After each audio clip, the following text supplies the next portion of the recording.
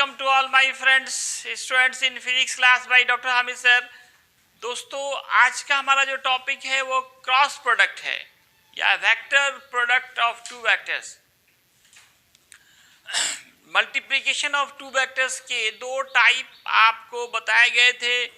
एक का नाम था स्केलर या डॉट प्रोडक्ट और दूसरे का नाम था वेक्टर या क्रॉस प्रोडक्ट। तो आज का हमारा टॉपिक क्या है? वेक्टर प्रोडक्ट या क्रॉस प्रोडक्ट। तो वेक्टर प्रोडक्ट और cross product of two vectors, नाम से पता चल रहा है कि दो वेक्टर को मल्टीप्लाई करेंगे और प्रोडक्ट हमारा एक वेक्टर हो जाएगा। मल्टीप्लाई करेंगे दो वेक्टर। इससे पहले हम लोग क्या देख रहे थे दोस्तों? दो वेक्टर का प्रोडक्ट स्केलर हो रहा था। वेक्टर डॉट वेक्टर क्या रहा था? स्केलर। अब क्या होगा? Vector cross vector equal vector ही होगा। नाम में डिफिनीशन है, साइन यहाँ क्रॉस का लगाएंगे, इसलिए दूसरा नाम इसका क्रॉस प्रोडक्ट है।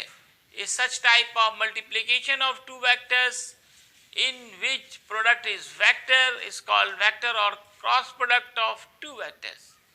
अब मान के चलें कि A and B are two vectors, then vector product क्या होगा? Mod A mod B sine theta n cap.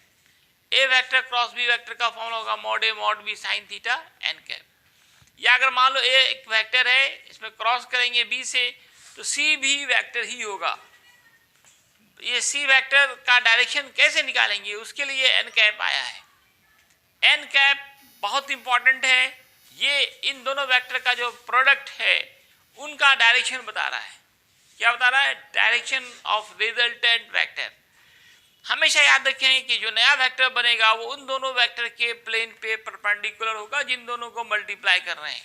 A vector cross B vector, तो ए पे भी 90 का बनाएगा और बी पे भी 90 का एंगल बनाएगा। कौन? ये हमारा सी वेक्टर।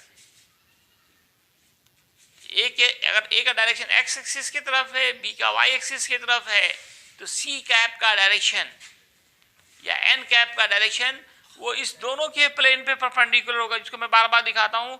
ये मार्कर है ना, इस तरह से यहाँ पे सीधा खड़ा कर दें। ये दोनों के साथ 90 बना रहा है, एक्स के साथ भी वाई के साथ भी। It is the direction of the resultant vector. It is the direction of unit vector N cap. या दो वेक्टर के मल्टीप्लाई से जो नया वेक्टर बना उसका डायरेक्शन बताता है ये आपका जेड एक्सिस। अगर कंडीशन लगा हुआ है कि अगर एक्स की तरफ ए वेक्टर हो, वाई की तरफ बी वेक्टर हो, तो एन कैप का डायरेक्शन किधर होगा? जेड की तरफ होगा।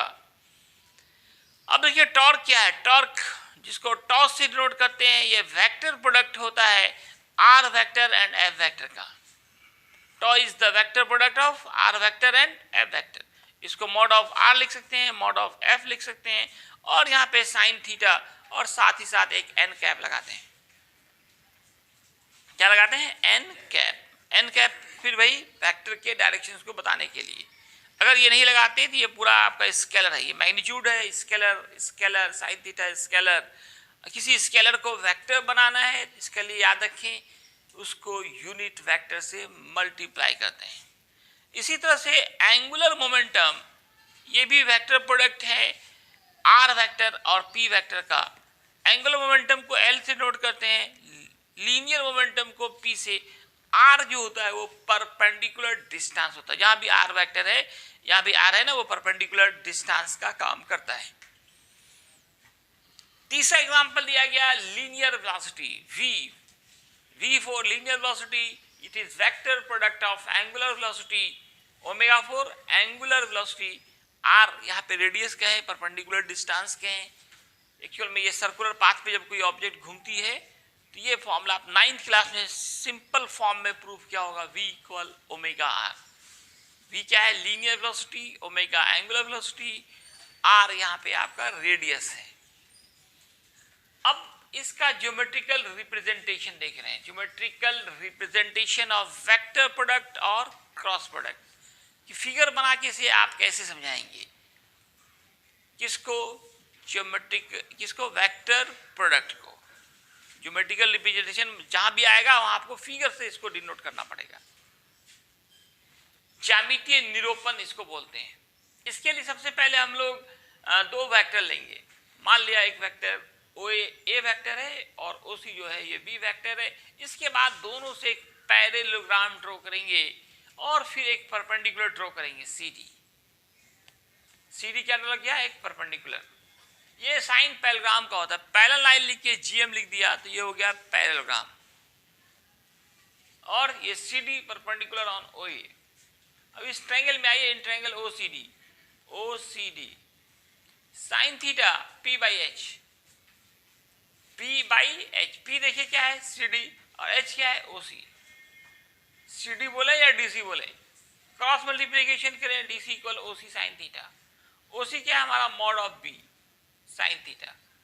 अब फॉर्मूला पे आइए, ए वेक्टर डॉट बी के फॉर्मूले पे क्या फॉर्मूला पढ़ा, mod A mod B sine theta n cap. Mod of A को क्या लिख सकते हैं, O A, mod B sine theta का मान निकाल चुके हैं डी सी, ये बचा यहाँ एन कैप। अब इसका भी मैग्नीट्यूड निकालना है, ये ऑलरेडी मैग्नीट्यूड है एन कैप, ये वेक्टर है, इसका मैग्नीट्यूड 1 होगा। इसके ऊपर भी कैप होता है, उसका नाम यूनिट वेक्टर बताते हैं, उसका मान क्या होता है दोस्तों, 1 होता है।